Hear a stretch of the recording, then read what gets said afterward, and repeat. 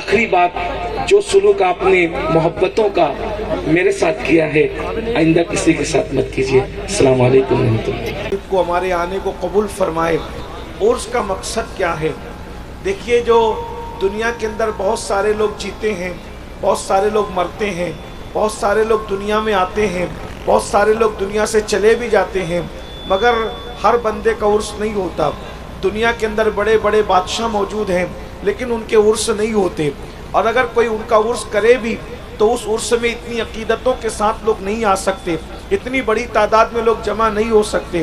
آپ غور فرمائیں، ہندوستان کے اندر کوئی بینر نہیں لگتا، کوئی پوسٹر نہیں لگتا، کوئی نہ مولانا اعلان کرتے ہیں، نہ مولوی صاحب اعلان کرتے ہیں، نہ مفتی صاحب اعلان کرتے ہیں، نہ کوئی خانقاہ اعلان کرتی ہے۔ صرف رجب المرجب کا چاند افق پہ نظر آتا ہے، لاکھوں کی تعداد میں غریب نواز کے دیوانے اجمیر شریف کے اندر بغیر کسی تشہیر کے پہنچ جایا کرتے ہیں۔ اسی طریقے سے سرکار سالار مسعود غازی رحمۃ اللہ علیہ کے آستانے پہ دیکھیں، محبوب الہی کے آستانے پہ دیکھیں، قطب الدین بختیار کاکی کے آستانے پہ دیکھیں، سرکار مخدوم اشرف جہانگیر سمنانی کے آستانے پہ دیکھیں، غرض کہ آپ جس ولی کے آستانے پر جائیں ہزاروں نہیں بلکہ لاکھوں کی تعداد میں جو ہے وہ لوگ جمع ہوتے ہیں۔ آخر یہ عرس کیوں ہوتا ہے؟ عرس کن لوگوں کا ہوتا ہے اور عرس کا مقصد کیا ہے؟ اگر آپ اس کو محسوس کرنے کی کوشش کریں تو محسوس کر سکتے ہیں۔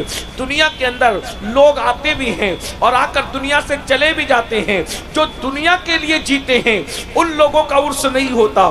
جو اب کھانے پینے، روٹی اور کپڑے اور مکان کے لیے جیتے ہیں ان کا عرس نہیں ہوتا۔ عرس اللہ اکبر ان لوگوں کا نہیں ہوتا جو دنیا کے بن کر کے دنیا کی محبت میں جیتے ہیں، بلکہ ان کا عرس ہوتا ہے جو دنیا میں آ کر آخرت کی تیاری کرتے ہیں، جو دنیا میں آ کر اللہ کو راضی کرنے کی کوشش کرتے ہیں۔ میرے بھائیوں، اللہ رب العزت نے ہمیں اور آپ کو دنیا میں بھیجا، ہم بھی دنیا کے اندر اپنی زندگی کو گزار رہے ہیں۔ یہ دنیا مال جمع کرنے کی جگہ نہیں ہے، یہ دنیا گناہ کرنے کی جگہ نہیں ہے، یہ دنیا عیاشی کی جگہ نہیں ہے، یہ دنیا آوارگی کی جگہ نہیں ہے، یہ دنیا پاپ کرنے کی جگہ نہیں ہے۔ ہم زمین کے اوپر پاپ کرنے کے لیے نہیں آئے ہیں بلکہ ہم زمین کے اوپر سجدہ کرنے کے لیے آئے ہیں۔ ہم زمین کے اوپر گانے سننے کے لیے نہیں آئے ہیں بلکہ زمین کے اوپر تلاوت قرآن سننے کے لیے آئے ہیں، نعت مصطفیٰ سننے کے لیے آئے ہیں۔ ہمارا سینہ فخر سے چوڑا ہوتا ہے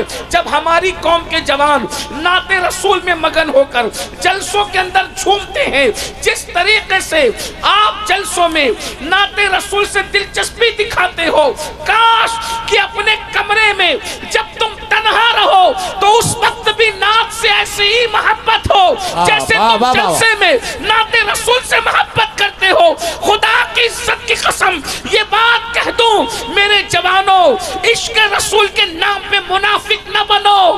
جلسے میں تو نعت پہ پیسے لٹاتے ہو، جلسے میں تو نعت پہ جھومتے ہو، جلسے میں تو نبی کے نام پہ جان دینے کی بات کرتے ہو، لیکن جب ہم کمرے میں اپنے کمرے میں اکیلے ہوتے ہیں تو پھر ہمیں نعت یاد نہیں آتی، ہمیں رسول یاد نہیں آتے، ہمیں محبت رسول یاد نہیں آتی، بلکہ ہم گانوں میں ڈوب جاتے ہیں، غزلوں میں ڈوب جاتے ہیں، عیاشیوں میں ڈوب جاتے ہیں۔ ایک جملہ اپنے علماء کی تائید سے کہہ دوں، خدا کی عزت کی قسم جتنا پیار ہم جلسوں میں نبی کی نعت سے کرتے نظر آتے ہیں، اگر تنہائی میں کمرے میں بھی یہی کیفیت ہو تو جلسوں میں علماء کے چہرے کی زیارت کرتے ہیں۔ اگر نعت کا ذوق ہی رہا تو نیند میں مصطفیٰ جان رحمت کا دیدار کرتے ہوئے نظر آئیں گے، لیکن ہماری کیفیت جلسوں میں الگ ہے، ہماری کیفیت گھروں میں الگ ہے، ہماری کیفیت لوگوں کے درمیان الگ ہے، ہماری کیفیت اپنے کمروں میں الگ ہے۔ میرے بھائیوں، اپنی تنہائیوں کو بہتر کرو، اپنی تنہائیوں کو اسلامی کرو، اپنی تنہائیوں کو اچھی بنانے کی کوشش کرو۔ قرآن میں میرا اللہ ارشاد فرماتا ہے وَلْتَنْظُرْ نَفْسٌ مَّا قَدَّمَتْ لِغَدٍ۔ اے ایمان والو، قیامت کے دن کے لیے تم کیا بھیج رہے ہو، کیا روانہ کر رہے ہو، اس سلسلے میں غور کرو، اس سلسلے میں فکر کرو۔ میرے بھائیوں، کیا بھیجا ہے ہم نے قیامت کے لیے، کیا بھیجا ہے ہم نے میدان محشر کے لیے، ہم نے کیا تیاری کی ہے؟ وہ قیامت کا دن، وہ میدان محشر جس دن نہ ماں نے کام آنا ہے، نہ باپ نے کام آنا ہے، نہ بھائی نے کام آنا ہے، نہ کسی دوست نے کام آنا ہے۔ قرآن کہتا ہے الاخلاء یومئذ بعضهم لبعض عدو الا المتقین، کہ قیامت کے دن کوئی کام نہیں آئے گا۔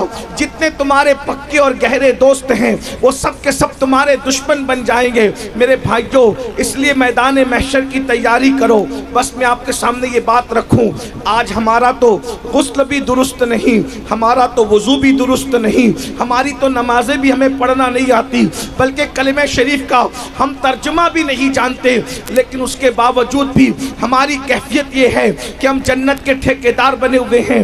ہم آنکھ بند کر کے بیٹھے ہوئے ہیں، مولانا ہم تو مخدوم صاحب کے ماننے والے ہیں، ہمیں جنت نہ ملے گی تو کس سے ملے گی؟ ہم تو غوث پاک کے ماننے والے ہیں، ہمیں جنت نہ ملے گی تو کس سے ملے گی؟ ہم نے تو علماء کے چہرے کی زیارت کی ہے، ہمیں جنت نہ ملے گی تو کس سے ملے گی؟ مگر یاد رکھو وہ صدیق اکبر جن کے بارے میں اہل سنت کا متفقہ نظریہ ہے، اجماعی عقیدہ ہے، افضل البشر بعد الانبیاء بالتحقیق، نبی کے مصلی کا پہلا امام، امت رسول میں سب سے افضل ترین ہستی، نبیوں کے بعد سب سے بڑا مرتبہ اللہ نے جس ہستی کو عطا فرمایا وہ ذات سیدنا صدیق اکبر کی ہے۔ قرآن مقدس جن کے خطبے پڑھے، توریت میں جن کا ذکر ہے، انجیل میں جس کا ذکر ہے، زبور میں جس کا ذکر ہے، وہ صدیق اکبر جب آخرت کو یاد کرتے ہیں، قیامت کو یاد کرتے ہیں، میدان محشر کو یاد کرتے ہیں، تو صدیق اکبر کی آنکھوں میں آنسو آتے ہیں۔ ذرا غور بھی تو کیجئے گا، جس نے اللہ اکبر علماء کو نہیں دیکھا، اللہ غور فرمائے، جس نے علماء کو، یعنی جن کی جس اصطلاح میں ہم علماء استعمال کر رہے ہیں، اللہ علماء کو نہیں دیکھا، بلکہ جس نے عالم ما کان و ما یکون کی زیارت کی ہے، جس نے سید الانبیاء کو دیکھا ہے، جس نے مصطفیٰ جان رحمت کو دیکھا ہے، جس نے رسولوں کے سردار کو دیکھا ہے، اندازہ فرمائے، ذرا غور فرمائیے، وہ صدیق اکبر جب میدان محشر کو یاد کرتے ہیں تو صدیق اکبر کی آنکھوں میں آنسو ہے، اور آپ اپنی زبان سے کہتے ہیں کاش میں انسان بنا کر پیدا نہ کیا گیا ہوتا، میں ایک چڑیا ہوتا اور لوگ مجھے ذبح کر کے کھا جاتے، اور میں بھولا بسرا ہو جاتا، چڑیا بنا دیا گیا ہوتا، ذبح کر کے کھا گیا ہوتا، لوگ مجھے کھا چکے ہوتے، تاکہ قیامت کے دن میں میدان محشر میں اللہ کی بارگاہ میں جواب دینے سے بچ جاتا، میں رب کی بارگاہ میں جواب دینے سے بچ جاتا۔ مجھے بتاؤ، جس کی صبح رسول اللہ کا چہرہ دیکھنے میں گزرتی ہے، جس کی شام رسول اللہ کا چہرہ دیکھنے میں گزرتی ہے، وہ صدیق اکبر یہ کہہ رہے ہیں کہ کاش میں انسان بنا کر پیدا نہ کیا گیا ہوتا، میں ذبح کر دیا گیا ہوتا چڑیا کی شکل میں، تاکہ اللہ کی بارگاہ میں جواب دینے سے بچ جاتا۔ آپ مجھے بتائیں، وہ اللہ کی بارگاہ میں جواب دینے سے بچنے کے حوالے سے یہ باتیں کریں، اور آج اللہ ہماری زندگی گناہوں سے بھرپور ہے، برائیوں سے بھرپور ہے، عیاشیوں سے بھرپور ہے، جرائم سے بھرپور ہے۔ میرے بھائیوں بتاؤ، ہم اللہ کی بارگاہ میں کیا جواب دیں گے؟ ہم رب کی بارگاہ میں کیا جواب دیں گے؟ اللہ اکبر، وہ سیدنا فاروق اعظم اللہ جن کو دیکھ کر شیطان اپنا رستہ تبدیل کر دے، وہ فاروق رونق افروز صدر محفل حضرت علامہ پیر سید عزیز اشرف صاحب اشرفی الجیلانی، وہ جملہ عرش مقام سادات کرام علماء ذوی الاحترام، حاضرین محفل پردہ نشین، صلاۃ والسلام علیک یا حبیب اللہ وعلی آلک واصحابک یا نور اللہ صلی اللہ تعالی علیہ وسلم۔ دن لہو میں کھونا تجھے، شب صبح تک سونا تجھے، شرم نبی خوف خدا یہ بھی نہیں وہ بھی نہیں، رزق خدا کھایا کیا، فرمان حق تعالیٰ کیا، شکر کرم ترس سزا یہ بھی نہیں وہ بھی نہیں، ڈر تھا کہ عصیاں کی سزا اب ہوگی یا روز جزا، دی ان کی رحمت نے صدا یہ بھی نہیں وہ بھی نہیں۔ آج کی یہ محفل عرس سراپا قدس اور دستار بندی کے حوالے سے انعقاد پذیر ہے۔ میں صمیم قلب کے ساتھ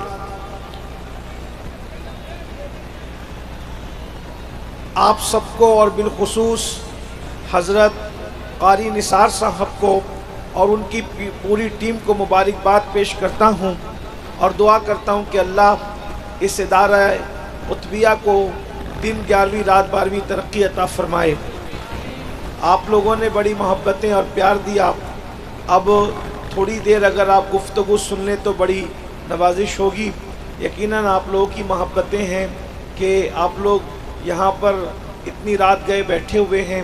मैं बहुत ज़्यादा वक्त आपका नहीं लूँगा, इसलिए कि आप लोग सरे शाम से यहाँ पर तशरीफ़ फरमा हैं, उर्स की तकरीब में आप आए हैं। अल्लाह तबारक व तआला अपने प्यारे हबीब सल्लल्लाहु अलैहि वसल्लम के सदक़ो तुफ़ैल इस उर्स की तकरीब